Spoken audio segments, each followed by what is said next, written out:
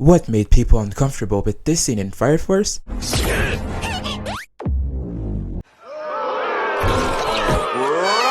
this guy stinks! But be comfortable with this one in Chainsaw Man. じゃが条件がある。胸を揉んでいる回数は3。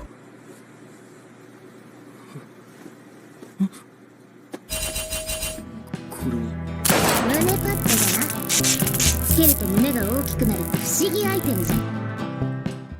A saying that's as old as the Roman Empire is that sex sells, and it's true. Think about when you were a teenager. If I show you these 3 Disney Pixar movies, which one were you the most pulled towards?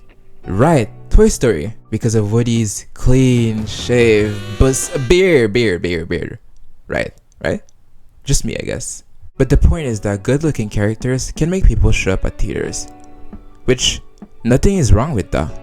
Like most people, a little bit of playful cleavage here and there will only offend the people that seriously need to go outside and touch some grass.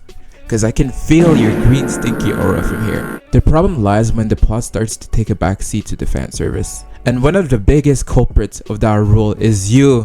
Yeah, I'm looking at you, 7 Deadly Sins, or also known as 7 Deadly Predators. Honestly, there's so many reasons to dunk on this show aside from the travesty that happened on the animation for season 3. But that's too easy. Do you know what actually is the worst part of this show?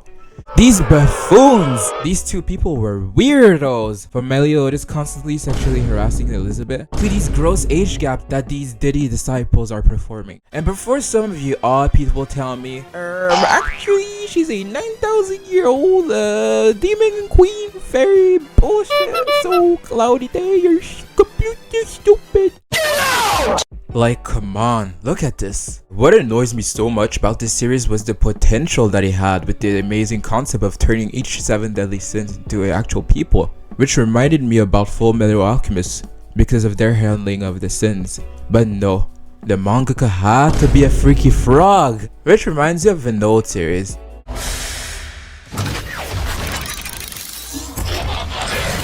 It's a robot, like a super advanced robot. It's probably Japanese. What? As a kid, I'm sure that you remember just how easy it was to entertain yourself. Hell, all you needed was a pair of rocks, and you could come up with the most epic battle ever. For all of us, those rocks were actually Transformers. Just seeing them transform and fight was some dumb fun for the time. But strangely, I have a gap in my memory between the fighting and random shots of Megan Fox. This may be a bit scared to revisit the scene as an adult in case my opinion got completely overridden. But honestly, I'm kinda fine with the fan service, cause most of it was just innuendos. As a kid, I feel like we knew something was up, but you had math class in the next day, so it didn't really register. Looking back, it was a bit strange, but it didn't define the series by making it into a repeating pattern. Unlike some other series, this anime had some of the best sound design in the game. 使わせてもらうぜ。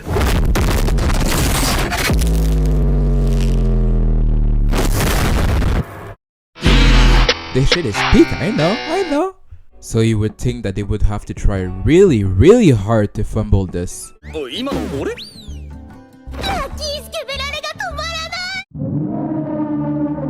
？I just wonder who was the person in the animation studio that read the manga and was like, oh, this is very integral to her character. Cause I want his nuts splattered on the table since they clearly don't need them. Like, I just want to know who is this for, cause I hope there's not a single person on earth that's like, oh boy, I can only look at a fight scene if I'm jorking it. It just makes me wonder what you freaks would do in a movie theater. But one of the shows that truly portrayed sexuality the best is none other than Chainsaw Man. What a lot of people liked about the horniness in Chainsaw Man was how close to reality it was. I think the closest I can describe the feeling is chaotic neutral.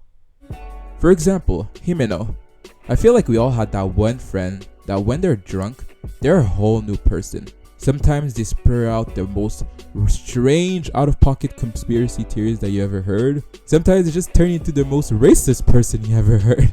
And you're just standing there, just nonchalantly agreeing with their nonsense.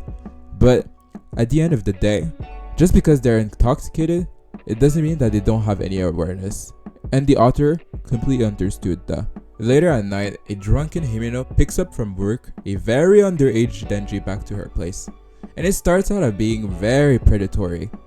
They hop on the bed, and as they were close to performing a WWE match, Denji interrupted her because it made him a bit uncomfortable. I remember fans being very rightfully annoyed with her because honestly, just what the fuck. But what made me glad in Fujimoto's writing was this conversation that they had in the morning the next day.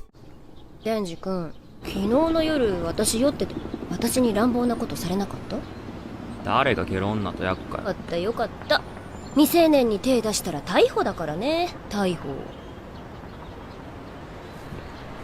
A line that's so simple, yet a lot of authors would have just turned this serious moment into a oh you situation as. Hell, even the scene where Denji got with power and he realized, wait, that's it? This usage of fanservice is what works for most people because it doesn't take a backseat to the plot. Instead, it helps it move it forward. Think about when you go to the beach. Women have bikinis and it's like not that far off from like straight up just underwear. But the difference is simple. Consent. And a lot of you weirdos online kind of just forget that.